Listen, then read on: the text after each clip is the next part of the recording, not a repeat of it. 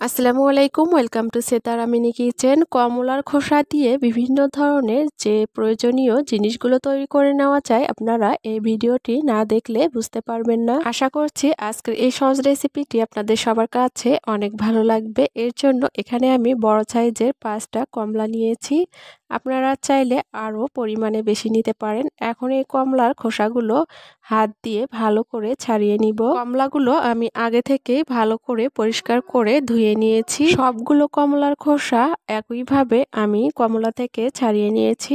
এখন এই কমলার খোসাগুলো একটা নাইফ দিয়ে চিকন চিকন করে কেটে নিব। আপনারা চাইলে গ্রেটার দিয়েও গ্রেট করে নিতে পারেন, এতে করে এগুলো আরও চিকন হয়ে যাবে। তবে আপনারা চাইলে আরও বটি দিয়েও এগুলো কেটে নিতে পারেন। একটু কেটে নেওয়ার পরে আপনাদেরকে দেখিয়ে দিচ্ছি এই খোসাগুলো কতটা চিকন করে কেটে নিয়েছি। আর একইভাবে আমি সবগুলো খোসা কেটে নিয়েছি, আপনারা দেখতেই পাচ্ছেন। এখন এই খোসাগুলো রোদে শুকিয়ে নিতে হবে 2 দিন। একেবারে কড়া রোদে এগুলো আমি 2 দিন শুকিয়ে নিয়েছি।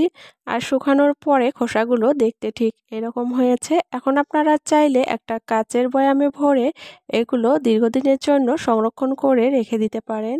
আবার চাইলে এগুলোর সঙ্গে মসুরের ডাল ব্লেন্ডারে ব্লেন্ড করে ফেস প্যাক বানিয়ে নিতে পারেন। এখন আমি এগুলো দিয়ে চা তৈরি করে আপনাদের সাথে শেয়ার করব। এর জন্য একটা প্যানে নিয়ে নিচ্ছি পরিমাণ মতো নর্মাল পানি। চুলার তাপটা মিডিয়াম হিটে রেখে দিব। এখন দিয়ে দিচ্ছি 2টা ছোট সাইজের তেজপাতা, 1 টুকরো দারুচিনি, আর দিয়ে দিচ্ছি একটা লং। এরপরে দিয়ে দিব একটা সবুজ এলাচ। আর অপেক্ষা করব পানিগুলো ফুটে যাওয়া পর্যন্ত। পানি ফুটে যাওয়ার পরে এখন এর মধ্যে দিয়ে দিচ্ছি কমলার খোসা, পরিমাণ মতো দিয়েছি। খোসাগুলো দেওয়ার পরে 2-3 মিনিটের মতো পানির সঙ্গে জাল করে নিব। যাদের ঠান্ডা কাশির সমস্যা আছে তারা চাইলে এভাবে করে কমলার খোসা দিয়ে এই চাটা বানিয়ে খাবেন, আপনাদের অনেক উপকার হবে। এখন দিয়ে দিলাম চা পাতা পরিমাণ মতো, আর দিয়ে দিলাম 1 চিমটি লবণ।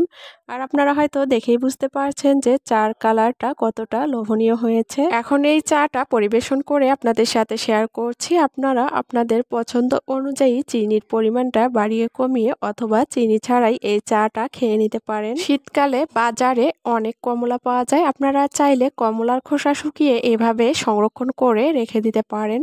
আবার চাইলে পরিবারের সবার জন্য এভাবে করে চা বানিয়ে দিতে পারেন। আশা করছি কমলার খোসা দিয়ে তৈরি আজকের এই রেসিপিটি আপনাদের কাছে অনেক বেশি ভালো লেগেছে। এরকম নতুন আর সহজ রেসিপি পেতে আমার চ্যানেলটি সাবস্ক্রাইব করবেন আর বেল বাটনটি অন করে রাখবেন আমার পরবর্তী ভিডিওর নোটিফিকেশন সবার আগে পাওয়ার জন্য। আজ এখানেই বিদায় নিচ্ছি। সবাই অনেক বেশি ভালো থাকবেন, সুস্থ থাকবেন। আল্লাহ হাফেজ।